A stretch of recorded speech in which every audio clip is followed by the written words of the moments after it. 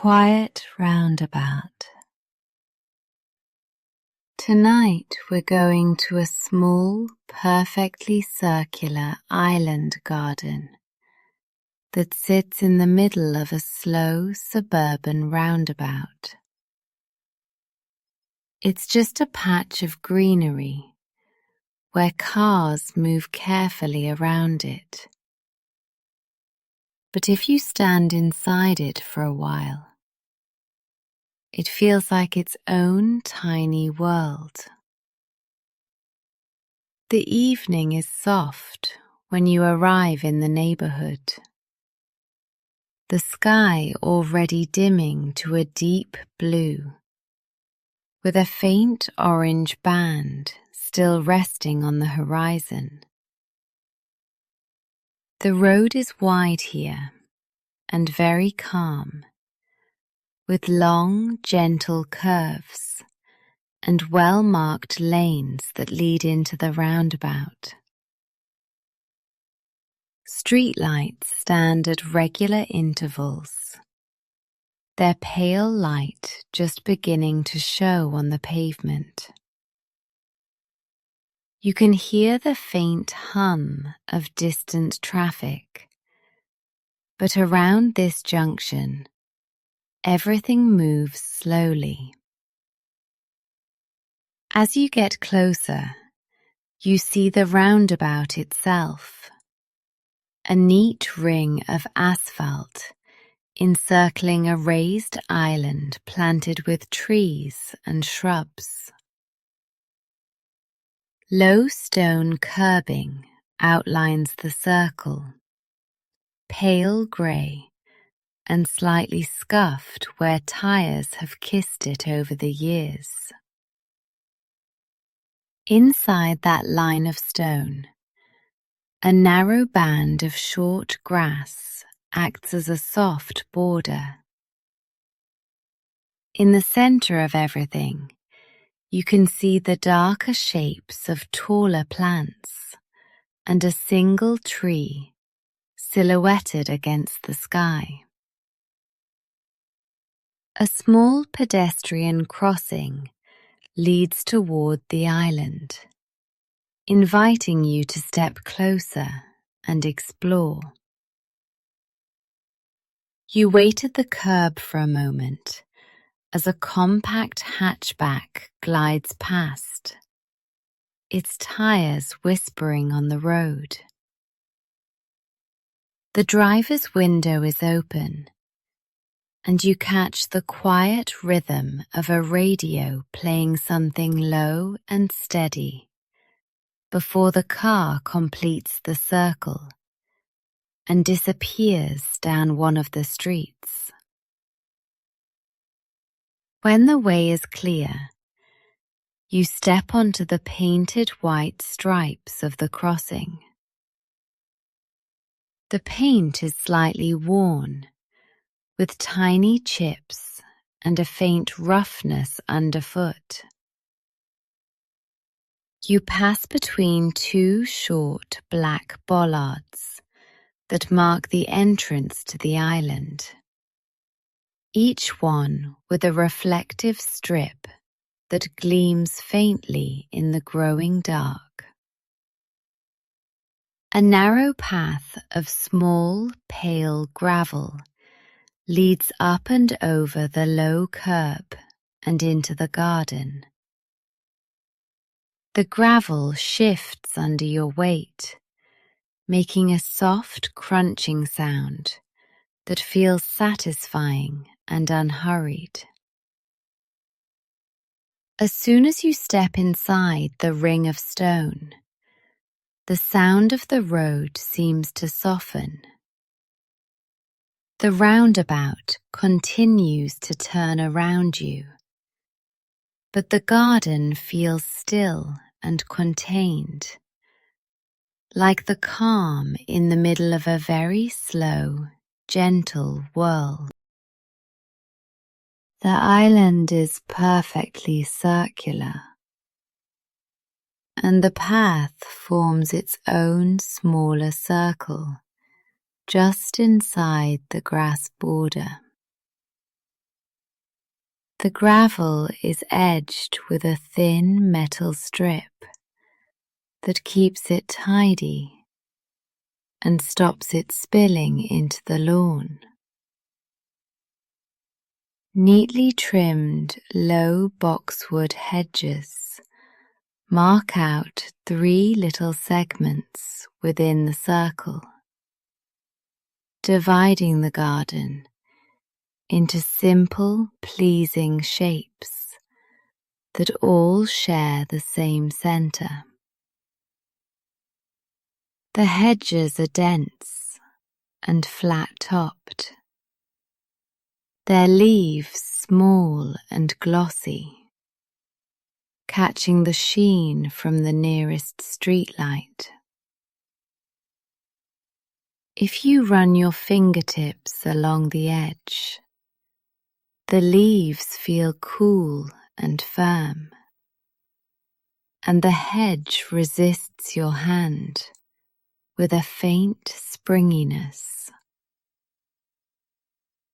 Inside each segment, the ground rises just slightly, as if the earth was mounded there on purpose, making the plants feel higher and closer. Between the hedges, the gravel path continues, giving you a choice of small forks so you can walk different loops. No matter which way you choose, you are always close to the middle and always facing the quiet, steady movement of cars that flow around the circle beyond the curb. At the very center of the island stands a young maple tree, its trunk straight and smooth, with bark the color of warm ash. Its branches spread out in a symmetrical dome, leaves layered in overlapping clusters that create a soft canopy over the middle of the garden. The leaves are broad and flat, some still catching the last of the daylight at their top edges. Others already turned into darker shapes against the sky. When a light breeze passes through, the leaves shift against one another with a delicate, dry whisper, a gentle shh that seems to say that it is time to slow everything down. Thin twigs sway slightly, and one small branch dips low enough that you can touch it. The leaf surface feels cool and dry, with veins that form a simple, clear pattern under your fingertips. Around the base of the trunk, a circle of dark mulch keeps the soil moist, marked by the fallen remains of older leaves, now curled and softening into the earth. A simple wooden stake, still tied to the trunk with a loop of soft fabric, shows you just how recently this tree was planted and how carefully it's being watched over by whoever tends this place. In the first segment of the garden, nearest the entrance path, A band of ground cover plants spreads out like a tidy rug. Small hostas with broad pale green leaves radiate from compact centers, each leaf edged in creamy white. Between them, low-growing thyme forms a fragrant mat, its tiny purple flowers mostly done for the season, but still dotted here and there among the foliage. When you gently brush a hand over the thyme, a clear, clean scent rises, herbal and light, drifting into the cool air around you. Dotted among these plants are small, smooth stones, rounded and grey, set into the soil as decorative accents. A few of them are partially sunk into the earth, leaving only a curved top visible, like the backs of resting animals nestled in the garden bed. Today's warmth still lingers faintly in the stones. When you touch one, it feels neither hot nor cold, just pleasantly neutral, like something that has been quietly watching the day go by. The second segment of the circle is filled with taller flowers, now in their late evening state. Slim stems of lavender stand in soft clusters, their silvery leaves catching the light in a muted way, their flower spikes gently nodding. The purple of the blossoms is dark now, almost grey in the dimming light. But the shape of each tiny bud is still clear if you lean close. Just behind the lavender, a row of coneflowers stands, their large central cones pointed and textured, petals drooping down in a tidy fringe. Some petals are perfectly intact, others a little nibbled at the edges, evidence of small visitors during the day. A single bee, perhaps late to return to its hive, still crawls slowly over one cone, moving in a careful, unhurried path.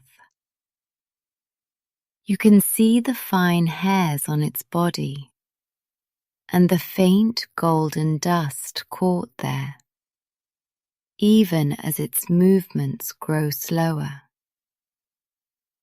Soon it will lift itself into the air and buzz weakly away into the dark, leaving the flowers to the night and to you. The third segment contains shrubs that provide structure all year round. A pair of small rounded yews sits on either side of a low stone bird bath, their dark needles making two perfect green spheres. Behind them, a slightly taller viburnum shrub spreads its branches, leaves tinged on the edges with the first signs of the coming season. Tiny clusters of berries, still green now, hang at the tips of some stems. They are faintly glossy, catching the light like beads. The bird bath itself is simple and shallow, carved from a single piece of stone. Its rim is worn smooth, and a small ring of lichen has started to form on one side. A thin layer of water lies at the bottom of the bowl, mostly still, with just the occasional tiny ring spreading across its surface when a breeze disturbs it.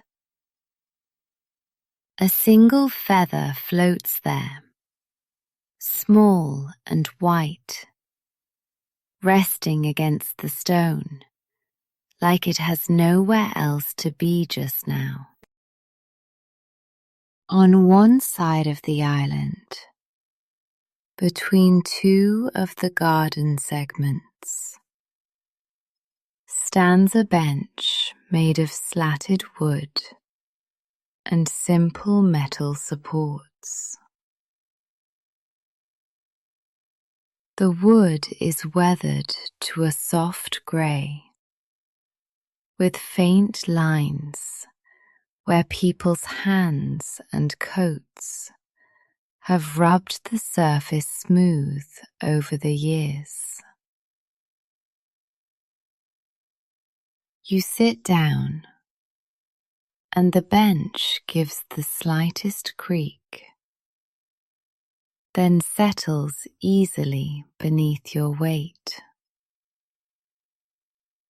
From here, you have a clear view across the whole circle of the garden, and beyond that, the steady rotation of the road. A small city bus passes by, turning slowly around the roundabout, its interior lights on.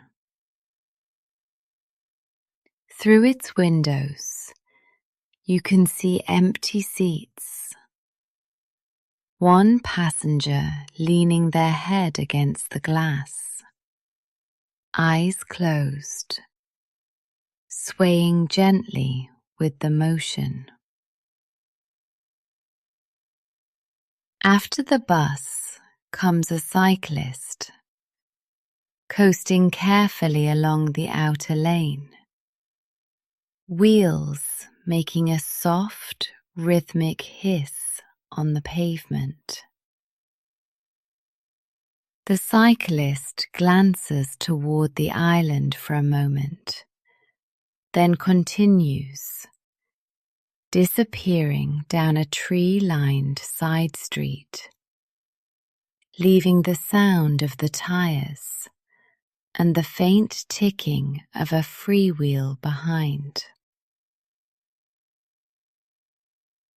On another section of the gravel path, a man in a reflective vest pauses with his dog. He has taken advantage of a pedestrian refuge at the edge of the island to stand for a moment away from the flow of the cars. The dog, a short-haired mixed breed with a cream-coloured coat and a dark patch over one eye, sits placidly at his feet. It sniffs the air, nose lifting toward the garden, tail giving a single, quiet thump against the ground.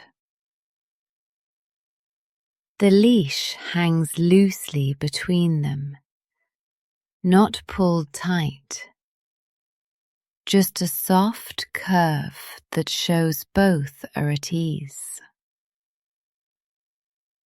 After a moment, the man bends to scratch the dog gently behind its ear, and the dog, leans into his hand with a slow blink. The two of them stand there for another breath or two, then step back to the crosswalk and continue their route, circling part way around the roundabout before heading into the suburb, where the sidewalk vanishes into the shadows of trees and parked cars. The soundscape of the roundabout never fully disappears, but it softens into a pattern that your ears quickly grow used to. Tires roll over the asphalt with a low, steady shush. Occasionally, a turn signal clicks and ticks as a car waits behind another vehicle, its orange light blinking in a precise rhythm. A delivery van moves past in a lower gear, engine tone a little louder, then fades as it takes the exit and winds through the neighborhood. Somewhere farther away, a dog barks once, then stops. Overhead, a plane crosses in a straight line, its tiny lights barely visible, the quiet roar of its engines stretched out and faint. Inside the garden, these sounds layer together, but nothing is abrupt or sharp. Everything is slowed by the shape of the circle and the speed limit posted on the signs, by the design that insists drivers take their time instead of rushing straight through. Near the base of the maple tree, almost hidden by the mix of mulch and leaves, a small hedgehog shuffles along the inner edge of a hedge. Its spines form a compact, textured surface, brown and cream, blending in surprisingly well with the ground. Every few steps, it stops and presses its nose against the soil, snuffling quietly, searching for something only it understands. When a car passes close on the far side of the curb, the hedgehog pauses, tucks slightly inward, then resumes its slow errand once the vibrations fade. It makes its way past a small gap in the hedging, then disappears into the darker cover of shrubs.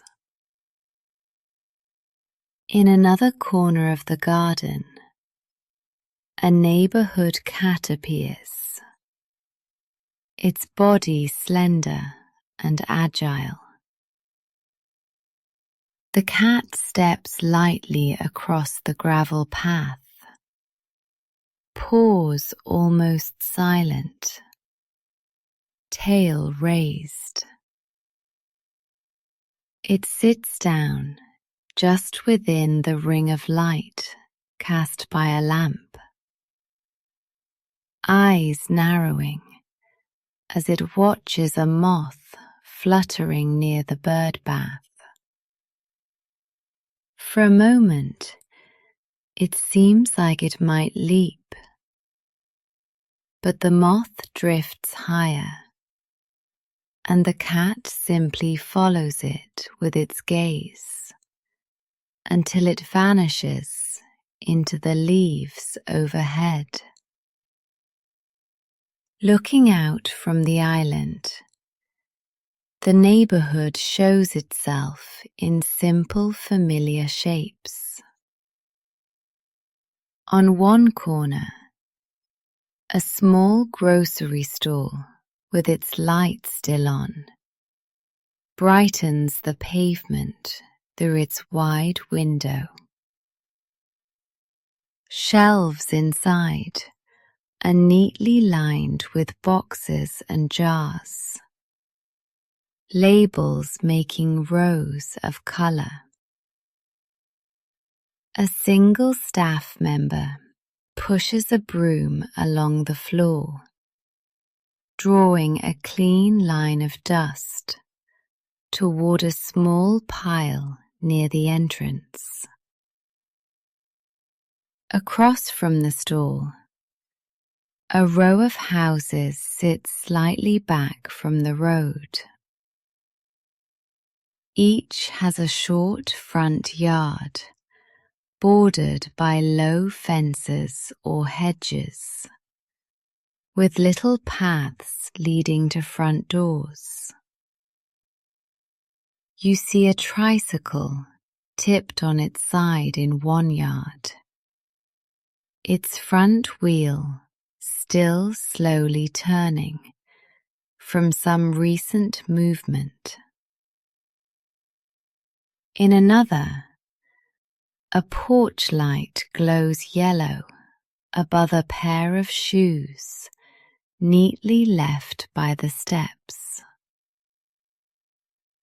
Curtains shift briefly in one window as someone draws them closed, and a square of warm light disappears, leaving the glass reflective and dark. The street lights around the roundabout form their own quiet constellation. Each pole rises to the same height, with a single fixture that curves out over the road. The lights themselves are soft and even, not harsh, casting a gentle, diffuse glow on the asphalt and the edges of the curb. In the garden, this glow catches on the upper leaves of the maple and the tops of the shrubs, leaving the ground below slightly dimmer, full of soft shadows.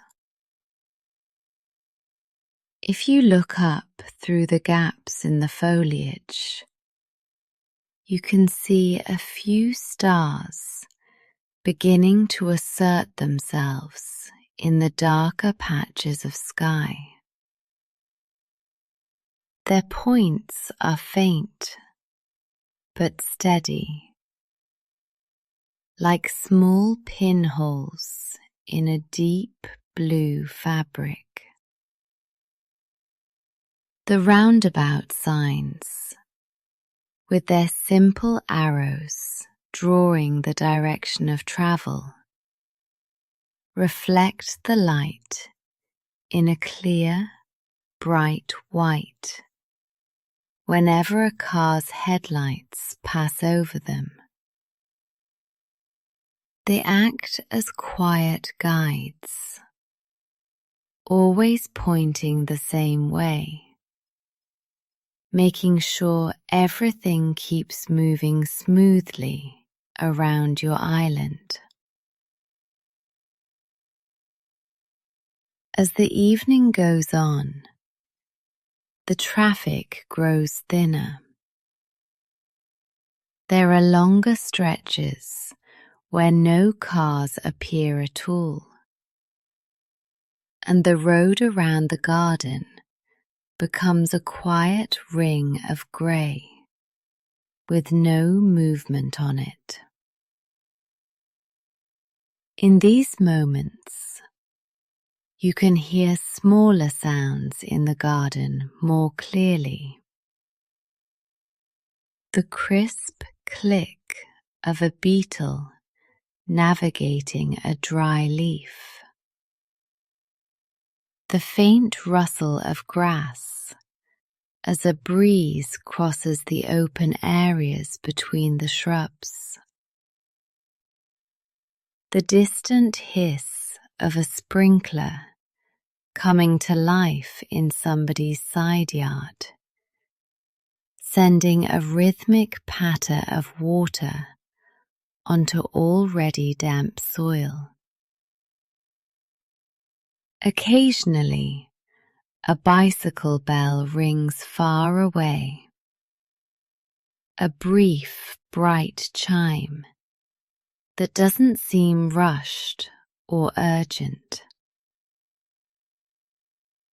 When a car does appear after a long pause, its headlights sweep softly across the plants, drawing temporary highlights on leaves and bark, then passing on and leaving the garden to its own dimness again.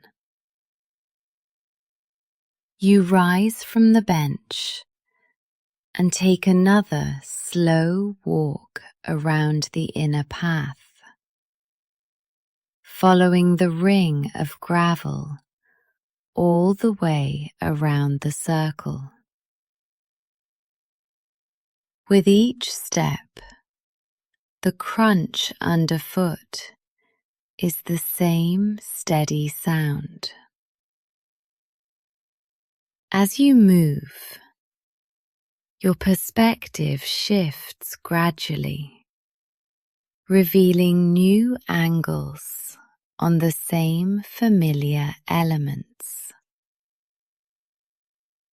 The maple tree trunk slides across your field of view like a slowly moving pillar. The bird bath appears and disappears behind shrubs. The grocery store window, the row of houses, the crosswalk markings on the road, all take turns lining up with the gaps in the hedge. Every part of the circle feels slightly different, but the distance between any 2 points is small, and you never lose track of where you are. You notice a tiny spider web on one of the boxwood hedges, strands catching light in the shape of a nearly perfect wheel. A single drop of moisture clings to one thread, wobbling gently as the air moves around it. When you return to the entrance path, you pause at the inner edge of the curb and look back into the garden one more time. The maple tree stands calmly at the center, its leaves moving just a little in the faint breeze.